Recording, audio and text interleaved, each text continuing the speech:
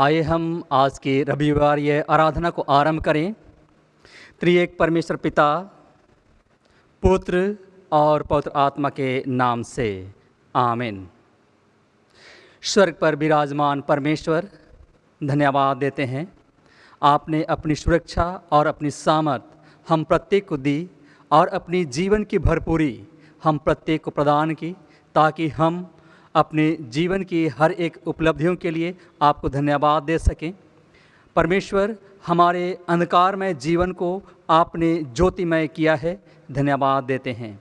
अब हमारे जीवन को हर एक आशीषों से भर दीजिए और प्रत्येक पापों से हमें छुटकारा दीजिए, ताकि प्रत्येक हम पवित्रता से सजकर आपकी महिमा और प्रशंसा कर सकें और प्रत्येक निराशाओं पर जीत प्राप्त करते हुए तुझ जीवित परमेश्वर को थामे रहें, हमारे प्रभु यीशु ख्रीस्त के नाम से आमीन। हम लोग इस समय परमेश्वर पिता की महिमा करते हुए आरंभिक गीत गाएंगे। गीत नंबर 168, गीत नंबर 168, हिम नंबर 168।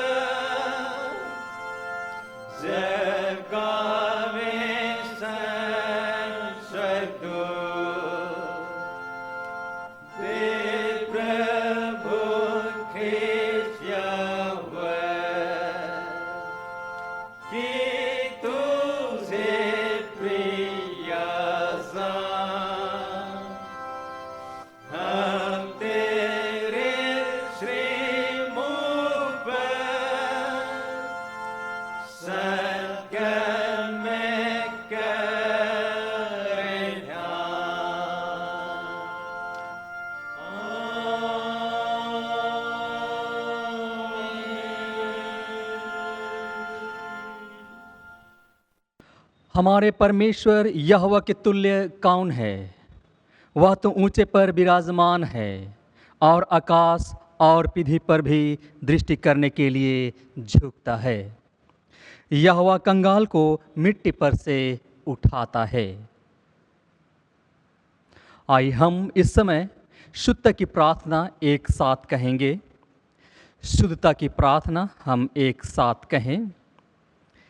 हे सर्वशक्तिमान परमेश्वर, तेरे सम्मुख सबके हृदय खुले हैं।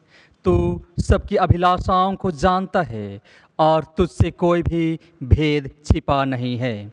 अपने पवित्र आत्मा की प्रेरणा से हमारे हृदय के विचारों को शुद्ध कर, ताकि हम तुझसे पूर्ण रूप से प्रेम करें और योग्य रीति से तेरे पवित्र नाम की स्तुति करें, हमारे प्रभु यीशु ख्रीस्त के द्वारा। आमीन। आइए इस समय हम ग्लोरिया को एक साथ गाएंगे।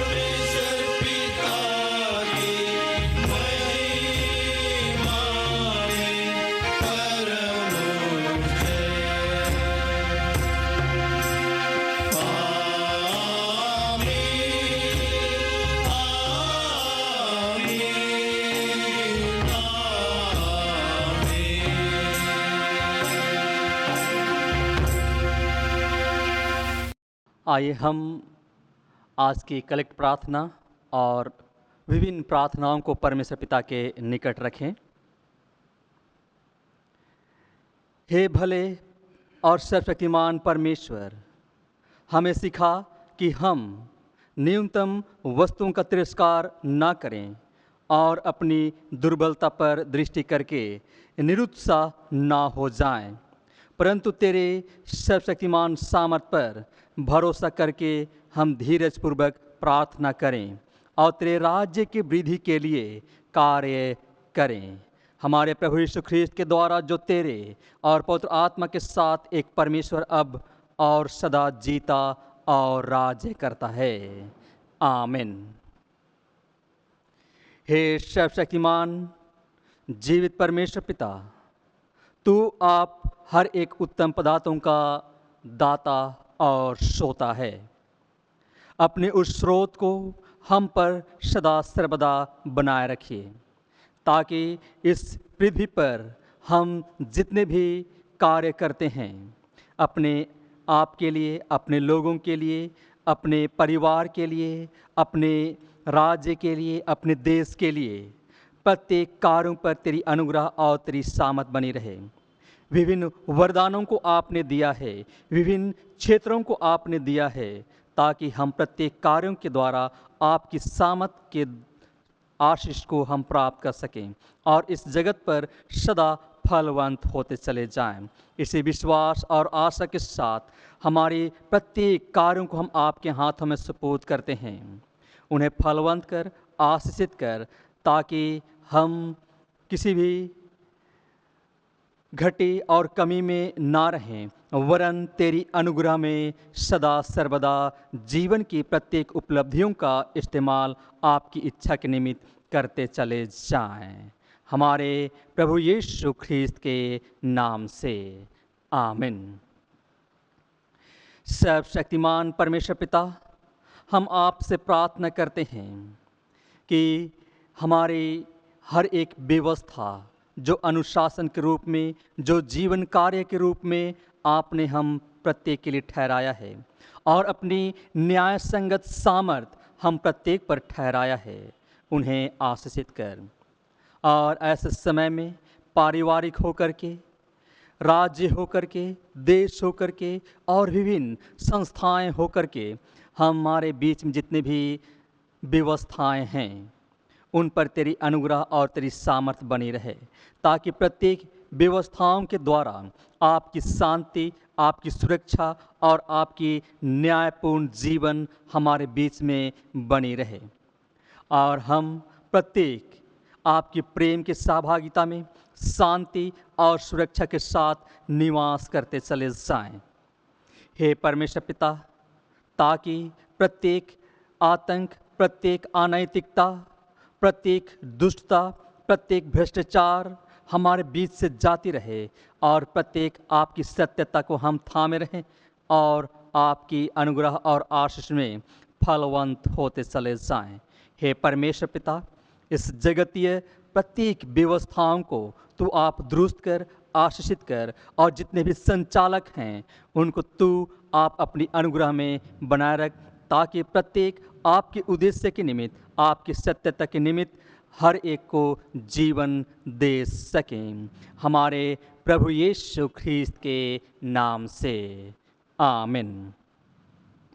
सर्वशक्तिमान परमेश्वर पिता, हम आपसे बड़ी नम्रतापूर्वक प्रार्थना करते हैं, इस विश्वास और भरोसे के साथ कि हमारा बचाव का पक्ष तू आप है, हमारे जीवन का दाता तू आप है, हमें चंगाई देने वाला तू आप है, हमें स्वस्थ करने वाला तू आप है, प्रत्येक विपत्तियों से बचाने वाला तू आप है। प्रभु, प्रत्येक रोगियों को चंगाई दीजिए, प्रत्येक चिंता में घिरे हुए लोगों को आप थामिए और उनके चिंताओं को दूर कीजिए।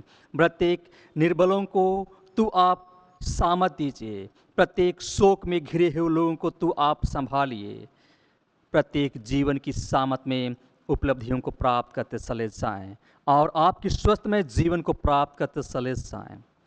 प्रभु, हम आपसे प्रार्थना करते हैं, इस संक्रमण की विपत्ति की घड़ी में आप हमारा रक्षा और रखवाली कीजिए, इसे संक्रामक को हमारे बीच से आप दूर कीजिए, ताकि हम प्रत्येक आपकी छुटकारा में सदा सर्वदा बने रहें और आपके पिता तुल्य डैनों तले अपने जीवन को सुशोभित कर पाएं। परमेश्वर पिता, और इस घड़ी जितने भी प्रियजन संक्रमित हो गए हैं, उनको तू आप चंगाई दीजिए। परमेश्वर पिता, और जितने भी सेवा इस संक्रमण के समय की जा रही है, इस विपत्ति की घड़ी में की जा रही है, हर एक सेवा क्षेत्र को, हर एक कार्यों को हम आपके हाथों में सुरक्षित करते हैं। फलवंत कीजिए, आशीषित कीजिए और अपनी सुरक्षा की भरपूरी तू आप दीजिए, ताकि हम प्रत्येक आप में प्रत्येक विपत्ति से बचाए जाएं, प्रत्येक सुरक्षा में बने रहें और आपकी गुणवत्ता में सदा स्वस्थपूर्वक महिमा करते चले जाएं। हमारे प्रभु यीशु ख्रीस्त के नाम से आमीन। प्रभु, हम आपको धन्यवाद देते हैं कि आपका सुसमाचार जीवन देता है, प्रत्येक लोगों को नई आशा में बनाए रखता है, नई सृष्टि की आरंभ प्रत्येक के जीवन में प्रदान करता है। धन्यवाद देते हैं। अब उस सुसमाचार को हर एक जीवन पर, हर एक जीव पर फैलाने की सामर्थ तू आप ही बनाता है और अपने वचनों को सदा हमारे बीच में अपनी उपस्थिति के साथ आप देता है। धन्यवाद देते हैं। फैलाव में और उसके धारण करने में और उसको स्वीकार करने में और उसे अपने जीवन के साथ लागू करने में तू आप हमारी सहायता और अगुवाई कर, और इसके प्रचार और प्रसार में जितनी भी दुविधाएं हैं तू आप उन्हें दूर कर और प्रत्येक कार्यों को तू आप सिद्ध और सफल करता चला जा, ताकि आपका सुसमाचार, आपका जीवन प्रत्येक के मनुष्य का जीवन का आधार बनता चला जाए। हमारे प्रभु यीशु ख्रीस्त के नाम से आमीन। आइए इस समय हम परमेश्वर का जीवित वचन हम लोग सुनेंगे। हम लोग इस समय पहला पाठ वचन सुनेंगे। अभी के लिए पहला पाठ वचन ठहराया गया है हग्गै नामक पुस्तक, उसका दूसरा अध्याय, उसका पहला पद से 9 पद तक। हग्गै दूसरा अध्याय, उसका पहला पद से 9 पद तक। फिर 7वें महीने के 21वें दिन को यहोवा का यह वचन हग्गै भविष्यवक्ता के पास पहुंचा। सालतोएर के पुत्र यहूदा के अधिपति रजुबाबेल और यहोसादाक के पुत्र यहोशू महायाजक और सब बचे हुए लोगों से यह बात कह, तुम में से कौन है जिसने इस भवन को पहली महिमा देखी है? अब तुम इसे कैसी दशा में देखते हो? क्यों यह सच नहीं कि यह तुम्हारी दृष्टि में उस पहले की अपेक्षा कुछ भी अच्छा नहीं है? तो भी अब यहोवा की यह वाणी है, हे जरुब्बाबेल हियाव बाँध, और हे यहोसादाक के पुत्र यहोशू महायाजक हियाव बाँध। और यहोवा की यह भी वाणी है कि हे देश के सब लोगों हियाव बाँध कर काम करो, क्योंकि मैं तुम्हारे संग हूँ। सेनाओं के यहोवा की यही वाणी है, तुम्हारे मिस्र से निकलने के समय जो वाचा मैंने तुमसे बांधी थी, उसी वाचा के अनुसार मेरा आत्मा तुम्हारे बीच में बना है। इसलिए तुम मत डरो, क्योंकि सेनाओं का यहोवा यूँ कहता है, अब थोड़ी ही देर बाकी है कि मैं आकाश और पृथ्वी और समुद्र और स्थल सबको कंपित करूँगा, और मैं सारी जातियों को कंपाऊँगा, और सारी जातियों को की मनभावनी वस्तुएं आएंगी, और मैं इस भवन को अपनी महिमा के तेज से भर दूँगा।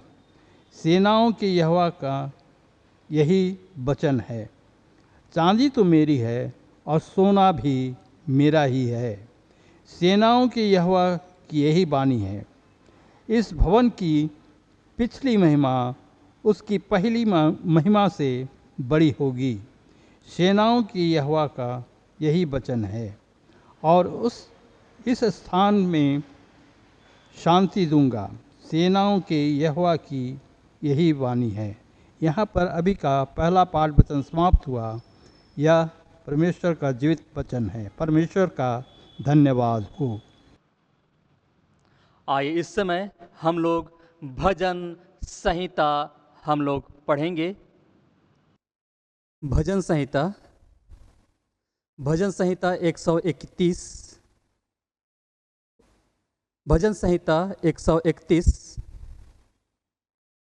हे यहोवा, ना तो मेरा मन गर्व से और ना मेरी दृष्टि घमंड से भरी है, और जो बातें बड़ी और मेरे लिए अधिक कठिन हैं उनसे मैं काम नहीं रखता। निश्चय मैंने अपने मन को शांत और चुप कर दिया है। जैसा दूध छुड़ाया हुआ लड़का अपनी माँ की गोद में रहता है, वैसे ही दूध छुड़ाए हुए लड़के के समान मेरा मन भी रहता है। हे इस्राएल, अब से लेकर सदा सर्वदा यहोवा ही पर आशा लगाए रह। सर्वशक्तिमान परमेश्वर पिता, पुत्र और पवित्र आत्मा की महिमा हो, जैसे आदि में थी, अब है और सदा युगानुयुग होती रहेगी। आमीन। हम इस समय दूसरा पाठ वचन सुनेंगे। आज के लिए ठहराया गया दूसरा पाठ वचन है पहला कुरिन्थियों उसके पहले अध्याय का 26 पद से लेकर दूसरे अध्याय का 5 पद तक। पहला कुरिन्थी पहला अध्याय के 26 पद से लेकर दूसरे अध्याय के 5वें पद तक। हे भाइयों, अपने बुलाए जाने को तो सोचो कि न शरीर के अनुसार बहुत ज्ञानवान और न बहुत सामर्थी और न बहुत कुलीन बुलाए गए, परंतु परमेश्वर ने जगत के मूर्खों को चुन लिया है कि ज्ञानवानों को लज्जित करे, और परमेश्वर ने जगत के निर्बलों को चुन लिया है कि बलवानों को लज्जित करे, और परमेश्वर ने जगत के नीचों और तुच्छों को वरन जो है भी नहीं उनको भी चुन लिया कि उन्हें जो है व्यर्थ ठहराए, ताकि कोई प्राणी परमेश्वर के सामने घमंड ना करने पाए। परंतु उसी को की ओर से तुम मसीह यीशु में हो, जो परमेश्वर की ओर से हमारे लिए ज्ञान ठहरा, अर्थात धर्म और पवित्रता और छुटकारा, ताकि जैसा लिखा है वैसा ही हो कि जो घमंड करे वह प्रभु में घमंड करे।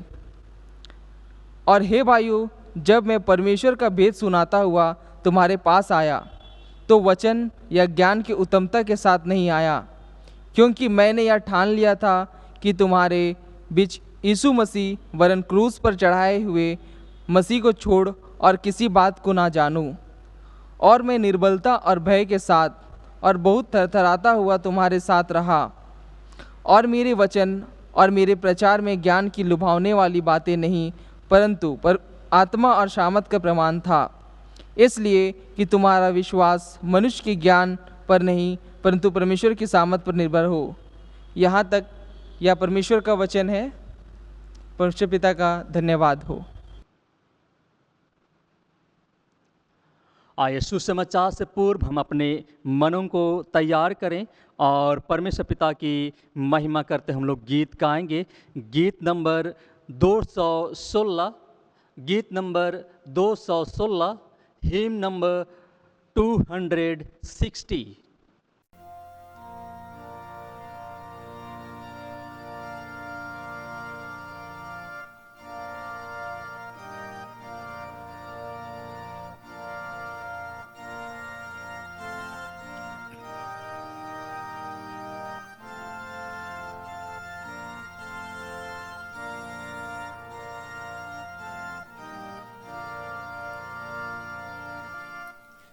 Aye.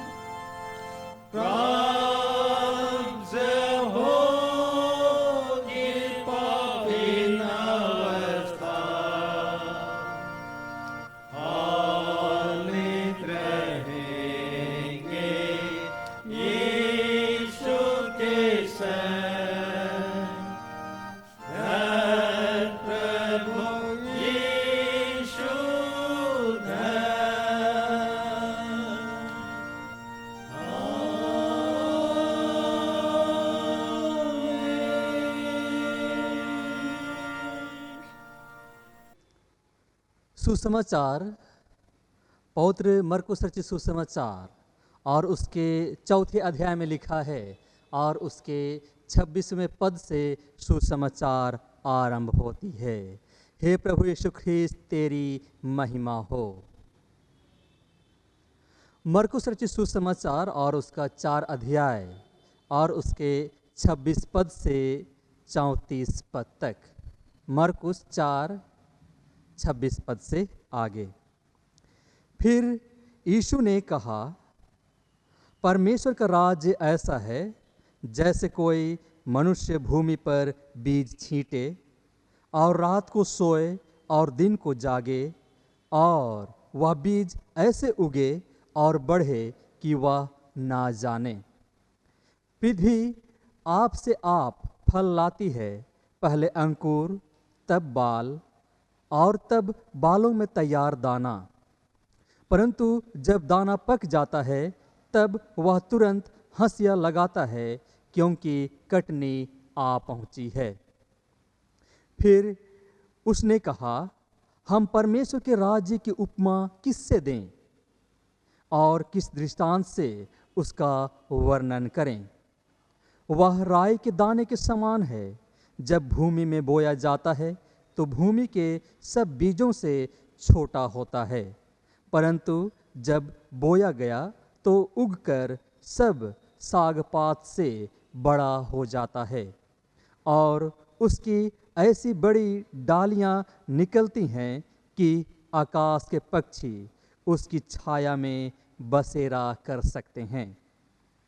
वह उन्हें इस प्रकार के बहुत से दृष्टांत दे देकर उनकी समझ के अनुसार वचन सुनाता था और बिना दृष्टांत कहे वह उनसे कुछ भी नहीं कहता था, परंतु एकांत में वह अपने निज चेलों को सब बातों का अर्थ बताता था।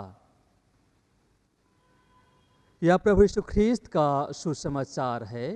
हे प्रभु यीशु ख्रीस्त, तेरी स्तुति हो।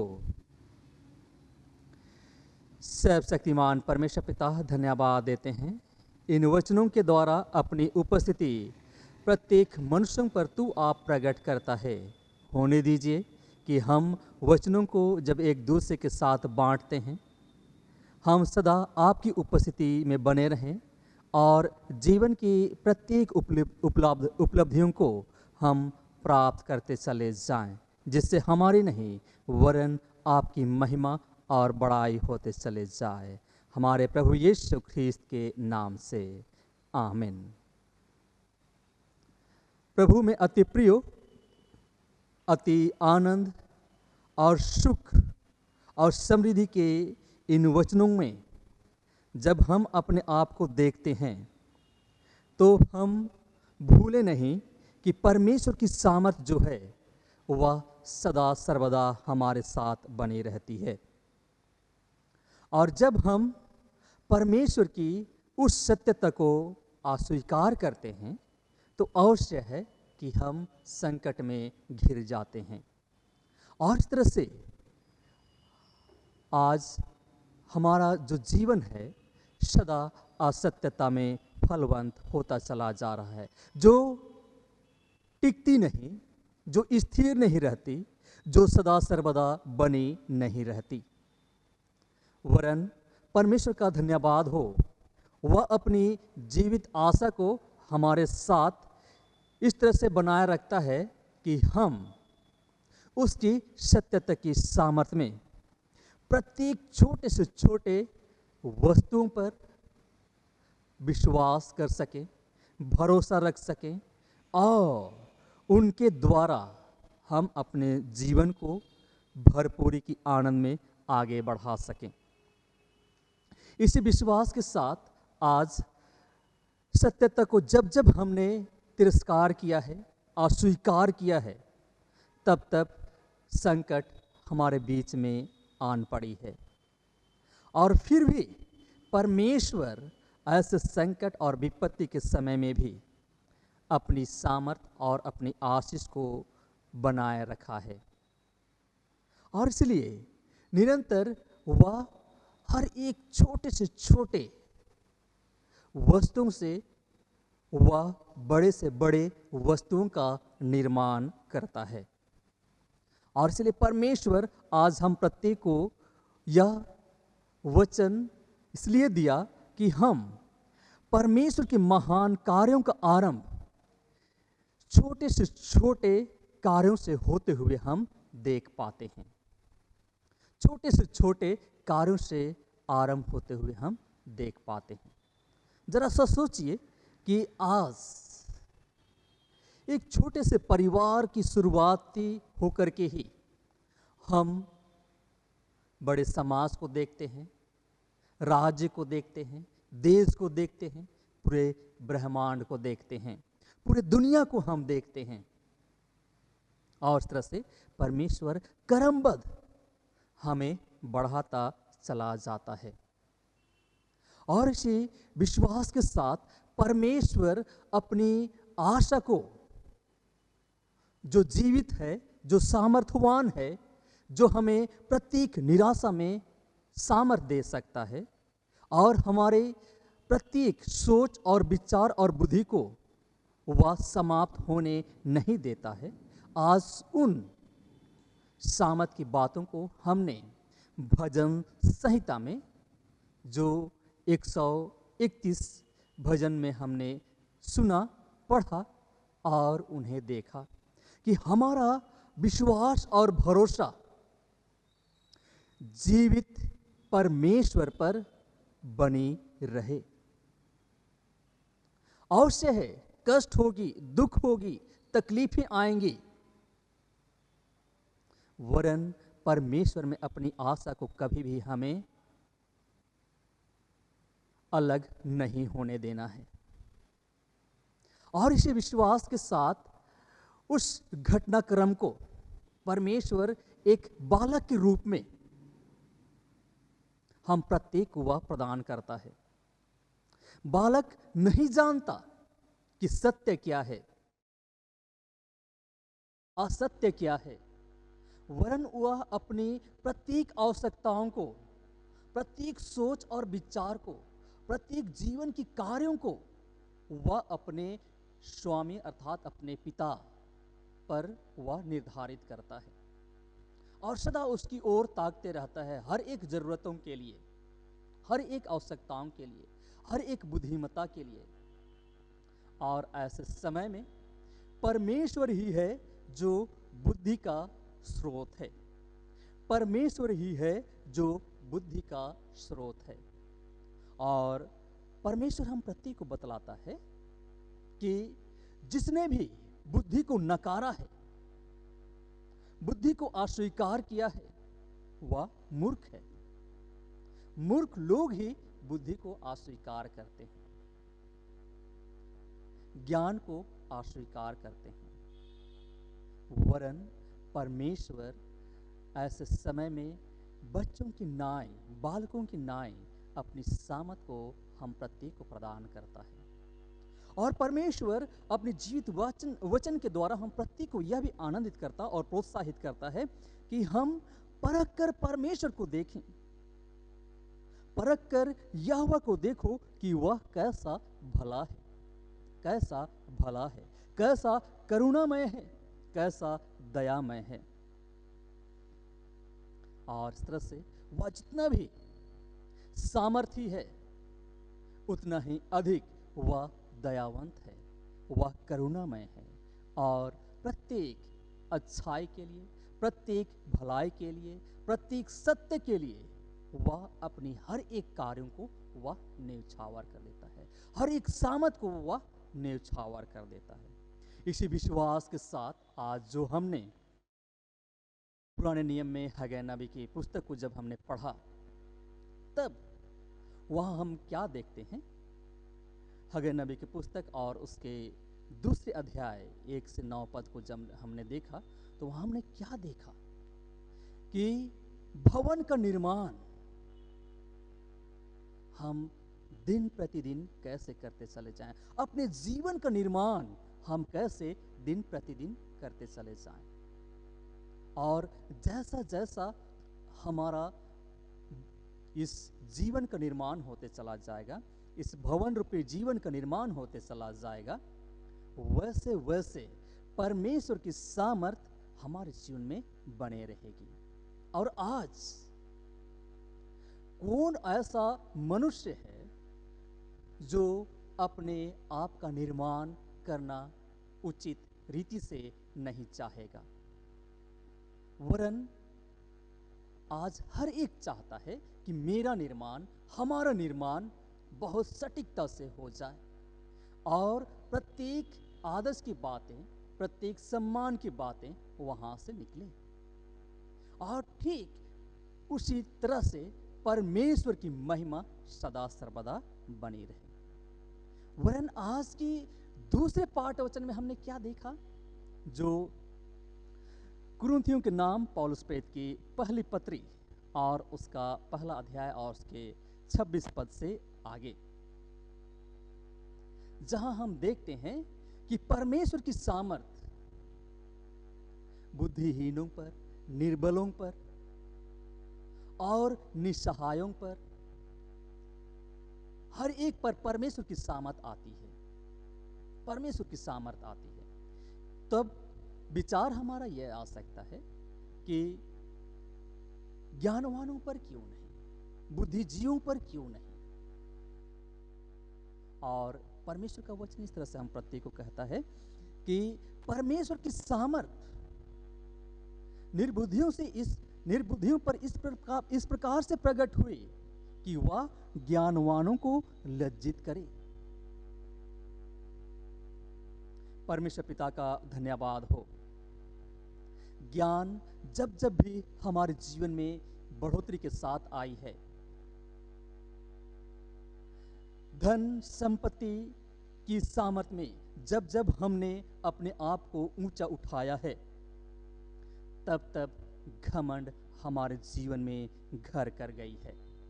तब तब शैतान हमारे जीवन को परमेश्वर से अलग कर दिया है और इस तरह से हम अपने आप को हर एक लोगों के बीच में ऊंचा से ऊंचा स्थान देना चाहते हैं, हर एक क्षेत्र में, और दूसरे को हम नीचा दिखलाते चले जाते हैं। इसी सामर्थ के साथ परमेश्वर वह कभी भी नहीं चाहता कि मनुष्य घमंड करे, मनुष्य विनाश की ओर जाए।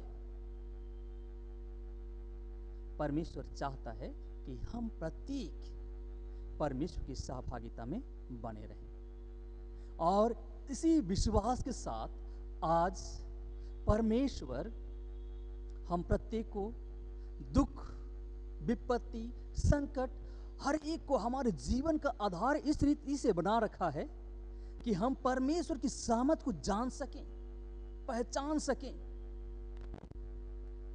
और प्रभु यीशु ख्रीस्त की गुणवत्ता में अपने आप को हम आगे बढ़ा सकें, अपने आप को हम आगे बढ़ा सकें।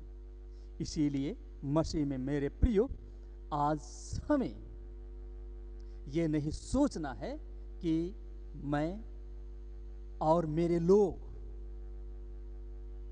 बुद्धिहीन हैं, वरन परमेश्वर की सामर्थ हमारे साथ है। ये ना सोचे कि हम बुद्धिजीवी हैं, वरन ये समझें कि परमेश्वर की सहभागिता हमारे साथ है। और इसीलिए तो परमेश्वर हम प्रत्येक को अपने बुलाए जाने की हर एक बातों को वह हमें स्मरण दिलाता है। इस पृथ्वी पर हर एक भलाई के कार्यों को करने के लिए हमें तत्पर करता है, एक दूसरे के निर्माण के कार्यों को करने के लिए हमें तत्पर करता है, ताकि हमारे बीच में जो अशांति है, जो तनाव है, जो आतंक है, जो भय है, जो निराशा की क्षेत्र है, जो बेरोजगारी की क्षेत्र है, जो समस्याओं से उलझी हुई है, हर एक पर हम जीत प्राप्त कर सके। और इसी विश्वास के साथ परमेश्वर आज अपने सामर्थ को प्रभु यीशु ख्रीस्त के द्वारा न्यौछावर करता है कि हम अपनी आशा को कभी भी उनसे अलग ना होने दें। और इस तरह से हम देखते हैं कि परमेश्वर अपने राज्य को यीशु ख्रीस्त के द्वारा वह प्रकट करता है, यीशु ख्रीस्त के द्वारा प्रकट करता है। और यीशु ख्रीस्त प्रत्येक लोगों को कई दृष्टांतों में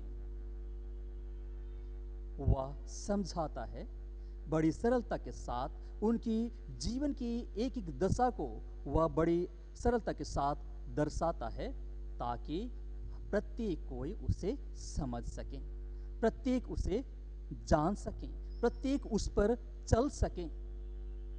और इस विश्वास के साथ परमेश्वर ने बीज की दृष्टांत को उन्होंने हमारे बीच में रखा, और वह छोटा सा बीज जिसे किसान व कोई भी व्यक्ति जब बोता है तो वह उगता है, जब भी कि किसान या कोई व्यक्ति उसे सींचता, सजाता, संवारता, हर एक रीति से उसे उगने का प्रयास देता, वरन उसे उगाता तो परमेश्वर है, उसे उपजाता तो परमेश्वर है, उसे जीवन तो परमेश्वर ही देता है और उसे फलवंत भी परमेश्वर ही करता है। और इस तरह से जब वह फलवंत होता है तो वह परमेश्वर अपने लिए नहीं वरन अपने लोगों के लिए वह उसे फलवंत करता है, अपने लोगों के लिए वह फलवंत करता है, ताकि उस फल को प्राप्त करते हुए प्रत्येक उसका धन्यवाद करें। किसका? परमेश्वर का धन्यवाद करें और उसकी महिमा और बड़ाई कर सकें।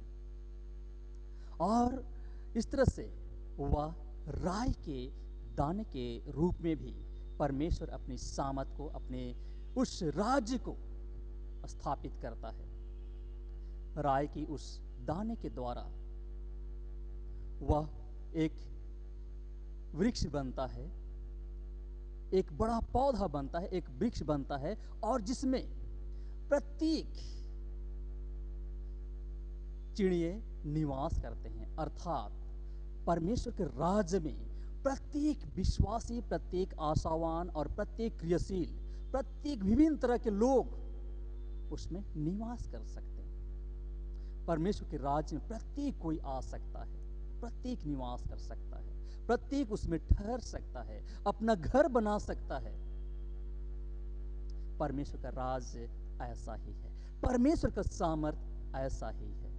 और इस तरह से वह छोटे से छोटे कार्यों के साथ बड़ी बड़ी महान कार्यों को वह संपन्न करता चला जाता है। तो आइए हम ऐसे समय में हम प्रत्येक छोटे से छोटे कार्यों को अब नजरअंदाज ना करें। कोई भी काम छोटा नहीं होता है, कोई भी काम छोटा नहीं होता है। तब ऐसे समय में एक छोटी सी घटनाक्रम के द्वारा हम लोग सीखेंगे कि हमारे लिए क्या उत्तम और कोई भी कार्य छोटा नहीं होता। एक शहर रहती है और जहाँ ढेर सारे चिड़िए बसेरा करते हैं। एक मॉल में वे रहते हैं और वो मॉल जैसा एक बड़ा भवन रहता है, उसमें ढेर सारे चिड़िया अपने बसेरा किए रहते हैं। और अचानक उस समय किसी भी कारणवश उस मॉल में, उस भवन में आग लग जाती है, आग लग जाती है।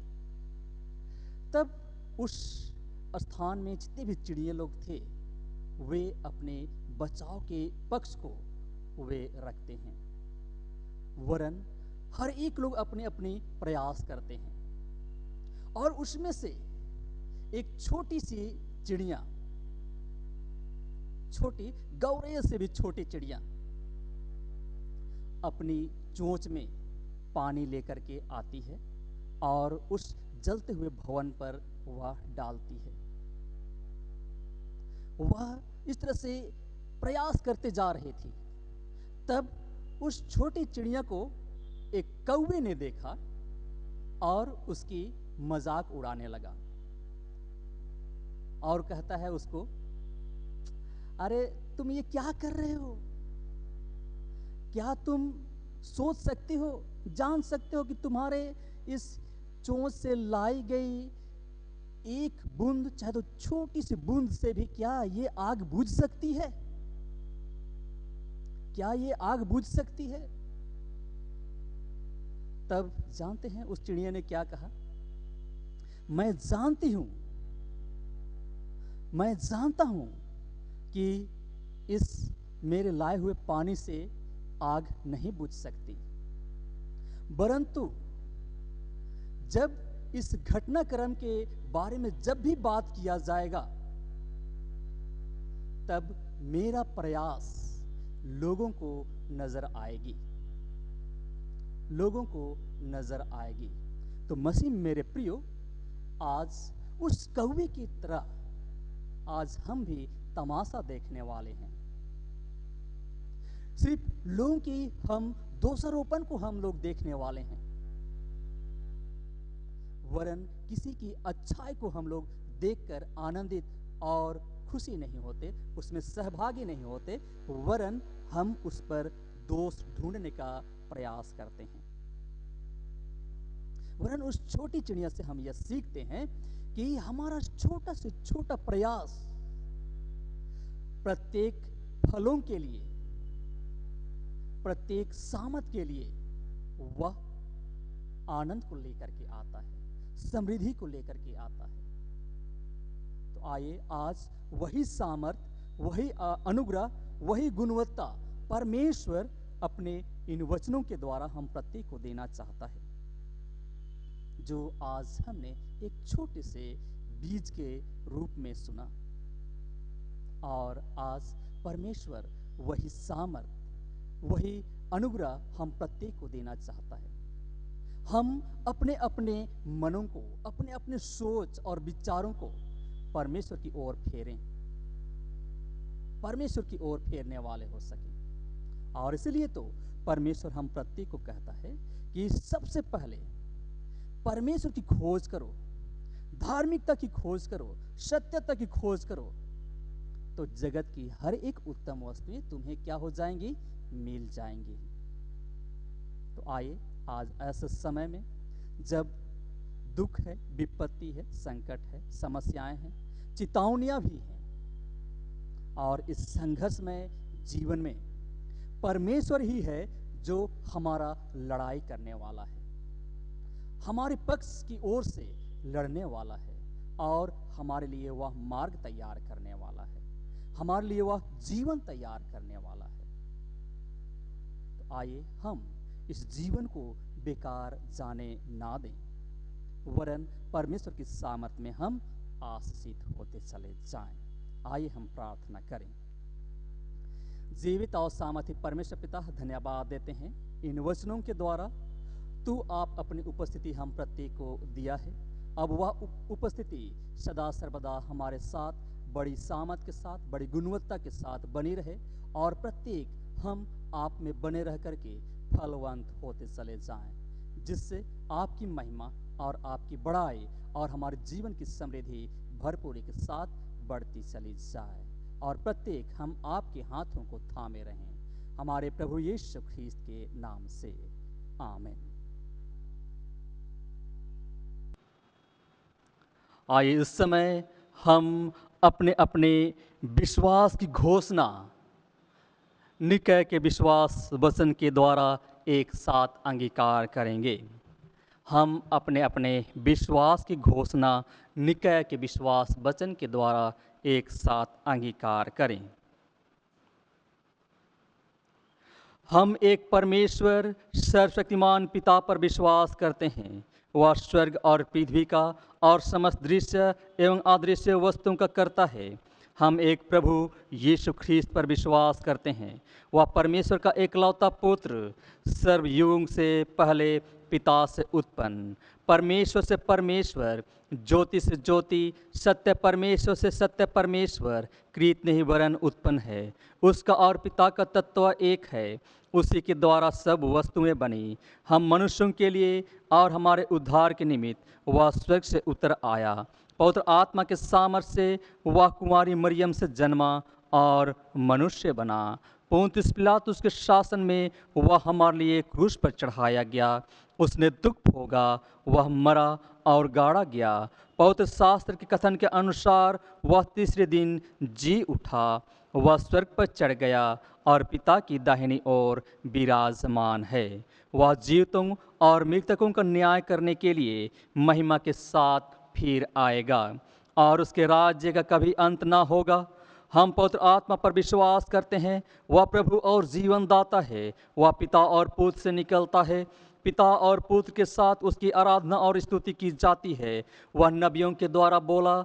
हम एक पवित्र, सर्वलौकिक और प्रेतीय कलीसिया पर विश्वास करते हैं। हम पापों की क्षमा के लिए एक बपतिस्मे को मानते हैं। हम मृतकों के पुनरुत्थान की और आने वाले युग के जीवन की प्रतीक्षा करते हैं। आमीन।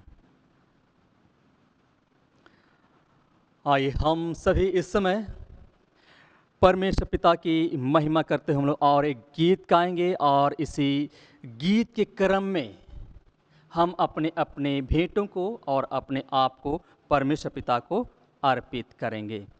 हम लोग इस समय परमेश्वर पिता की महिमा करते हम लोग गीत गाएंगे। गीत नंबर 297, गीत नंबर 297, हिम नंबर 297।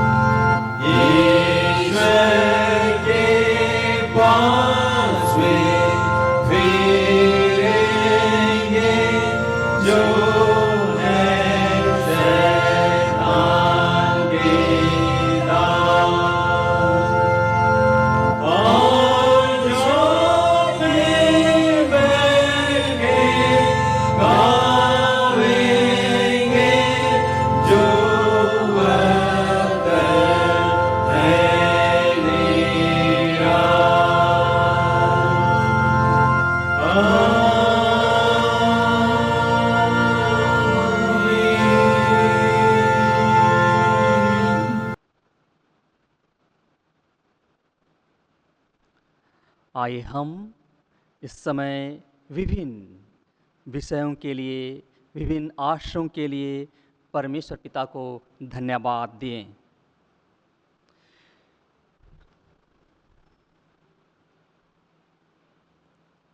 हे धन्य आत्मा, हम आपका धन्यवाद करते हैं।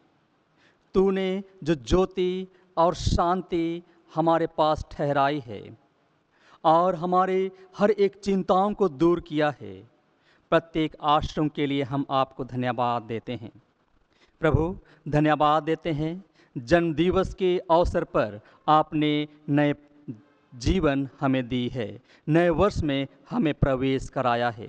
अब नई सृष्टि में, नई आरंभ में तू आप हमारा सहारा और अगुआ बन, ताकि आपकी सुरक्षा में जीवन की प्रत्येक उत्तमता और श्रेष्ठता को प्राप्त करते चले जाएं और प्रत्येक पापों पर हम जीत प्राप्त कर सकें।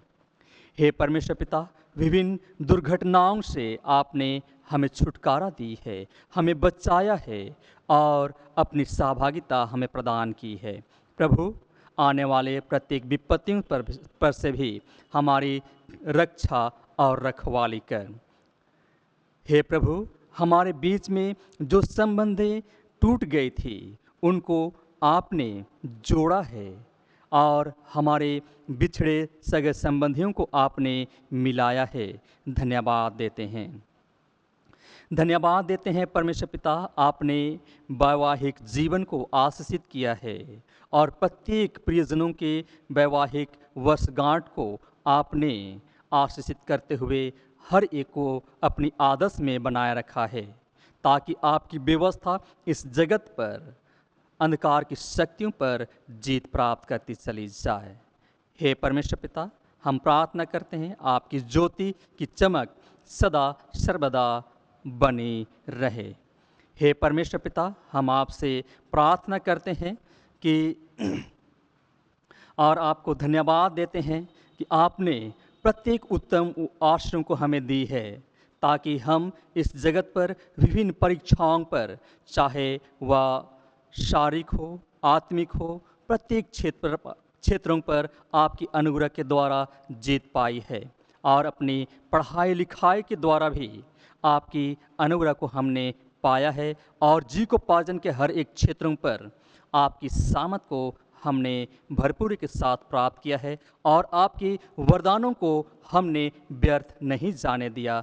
धन्यवाद देते हैं। धन्यवाद देते हैं परमेश्वर पिता, आपने जीविकोपार्जन के और शैक्षणिक हर एक क्षेत्रों में हमें जीत दिया है, सुशोभित किया है। प्रत्येक बातों के लिए हम आपको धन्यवाद देते हैं। धन्यवाद देते हैं प्रत्येक आश्रम के लिए, अनुग्रह के लिए जो आपने हमारे व्यक्तिगत जीवन में, परिवार में, हमारे राज्य में और हमारे देश में आपने ठहराई है परमेश्वर पिता, ताकि प्रत्येक अनुग्रह और आश्रम के लिए हम आपको धन्यवाद देते हैं। हमारे धन्यवादी हृदय को स्वीकार कर और अपनी अनुग्रह में हमें बढ़ा और अपनी महिमा सदा सर्वदा तू आप हमसे ले और हम प्रत्येक आप में आनंदित होते चले जाएं। हमारे प्रभु यीशु ख्रीस्त के नाम से आमीन। आइए इस समय हम अपने आप को और अपने भेंटों को परमेश्वर पिता को अर्पित करें और हम इस दान के लिए परमेश्वर पिता से हम प्रार्थना करें। जीवन का सोता तू आप है और जीवन की प्रत्येक वस्तुएं तेरी ही ओर से आती हैं। धन्यवाद देते हैं। अब हम उन्हीं में से अपने आप को और अपने धन संपत्तियों को और इन भेंटों को आपके हाथों में सौंपते हैं। अपनी महिमा के लिए और अपने लोगों की उन्नति और उत्थान के लिए तो आप इन्हें इस्तेमाल कर और अपने उद्देश्य को पूरा कर और होने दीजिए परमेश्वर पिता कि हमारे जीवन में अपनी आशीष और अपनी अनुग्रह और अपनी सामत को इस रूप से भेज और ताकि हम प्रत्येक आपकी आनंद में, आपकी गुणवत्ता में सदा सर्वदा बने रहें और हमें किसी भले और उत्तम वस्तुओं की घटी ना हो। हमारे प्रभु यीशु ख्रीस्त के नाम से आमीन। हे प्रभु हम पर दया कर, हे ख्रीस्त हम पर दया कर, हे प्रभु हम पर दया कर। हे हमारे पिता तू जो स्वर्ग में है, तेरा नाम पवित्र माना जाए, तेरा राज्य आए, तेरी इच्छा जैसे स्वर्ग में पूरी होती है वैसे पृथ्वी पर भी हो। हमारे दिन भर की रोटी आज हमें दे, हमारे अपराधों को क्षमा कर जैसे हमने अपने अपराधियों को क्षमा किया है। हमें परीक्षा में ना डाल परंतु बुराई से बचा, क्योंकि राज्य, पराक्रम और महिमा अब और सर्वदा तेरी ही है। आमीन। अब परमेश्वर की सामर्थ जो सारे समझ से परे है, परमेश्वर और उसके प्रेम में हमारे हृदय और विचारों को सुरक्षित रखे। सर्वशक्तिमान परमेश्वर पिता, पुत्र और पवित्र आत्मा की आशीष आप पर हो और आपके साथ सदा सर्वदा बनी रहे। आमीन। आइए इस समय अंत में हम परमेश्वर पिता की महिमा करें और उसकी महिमा करते हम लोग गीत गाएंगे। गीत नंबर 118, गीत नंबर 118, हिम नंबर 118।